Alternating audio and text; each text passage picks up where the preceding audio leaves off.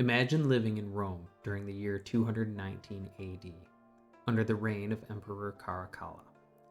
You grab your toga and begin walking from your house through the Roman Forum towards the brand new baths of Caracalla, a public work made freely available to all Roman citizens by the emperor. The entire complex, main baths, gardens, and surrounding structures are on a 62-acre plot of land. Upon arrival, the guests were greeted and escorted to the changing room, where they undressed and left their garments with the attendants. The main building consisted of a sequence of 3 main rooms. The first room was the Frigidarium, a cold room, a vast hall with soaring vaults, cool plunging pools, and colossal statues of gods and heroes. The second was the Tepidarium, a warm room, a transitional space for relaxation. And the third was the Caldarium, a hot room with domed circular halls with scorching hot baths, underfloor heating, and walls lined with colorful marbles from across the empire. Everywhere, opulence surrounds you.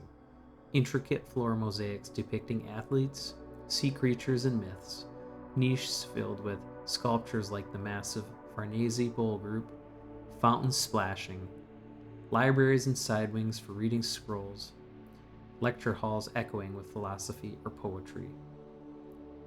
Up to 1,600 people bathe at once, with daily totals reaching 6,000 to 8,000.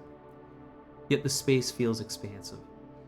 You chat with strangers, conduct business, gossip about politics, or simply unwind. Back in the Frigidarium, a large statue of Hercules stands leaning against his club, perhaps catching his breath after completing one of his labors. His presence symbolizes strength, endurance, and at the same time reminds us that rest and recovery are just as important. This statue was signed off by the Athenian sculptor Glykon around 216 AD. Looking at the art, you can see that Hercules' stature was truly out of this world. My question is, if he were scaled to a realistic human height, how much would he weigh? And how would his body composition stack up to regular people? Most know about weight and body mass index, so I don't need to cover those. But in order to quantify how much lean mass someone has compared to their height, you can use fat-free mass index. This is very similar to body mass index, just focusing on the lean mass instead of the total weight. In order for us to calculate FFMI for the Farnese Hercules, we need to determine his height, weight, and body fat percentage. If you look at this study of 2,000 years worth of skeletal remains from Milan, Italy, you can see that during the Roman era, the average male height was 168 centimeters or 5 foot 6 inches. The tallest height recorded at that time was 184 centimeters or 6 feet. Since Hercules is a demigod known for his size and strength, I believe that the tallest height from the data set would be a good fit for Hercules. So let's start there. A CAD model exists for the Farnese Hercules. However, the model is full scale and we need to shrink it down to match our 6-foot target height for the real-life Hercules. This is a bit of a challenge since the head and lower half of the legs are missing in this particular CAD model.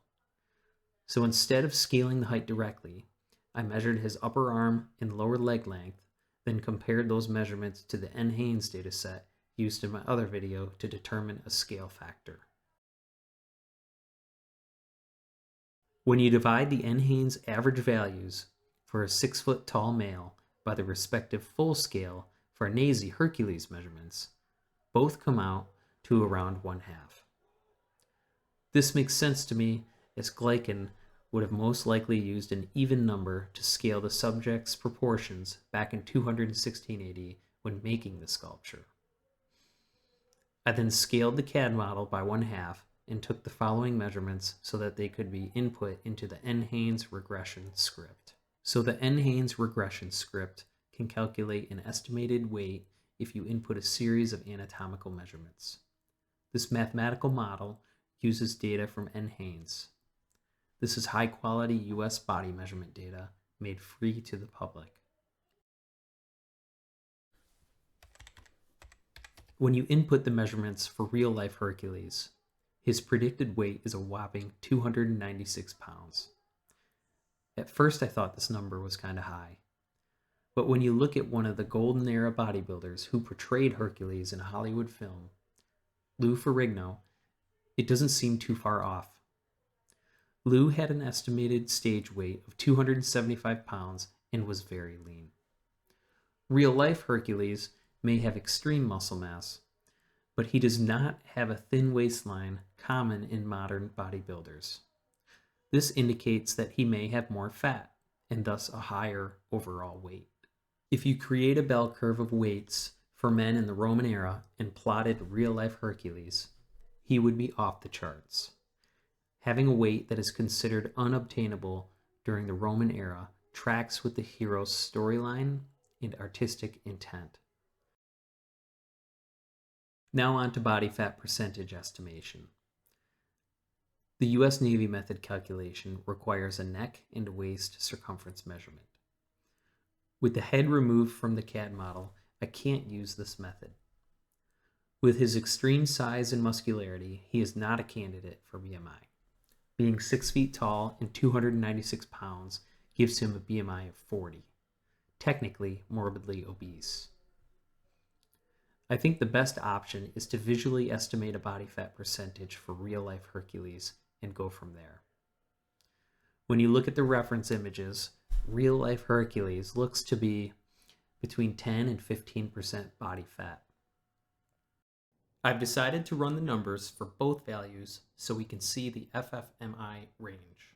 Hercules' muscularity comes in at an astounding 33 to 36 FFMI, almost doubling the average male FFMI of 19.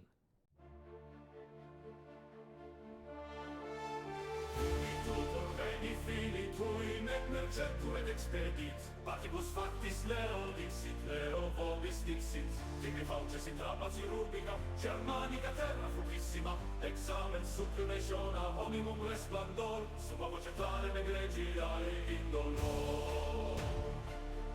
Allegitur imperator nascitur,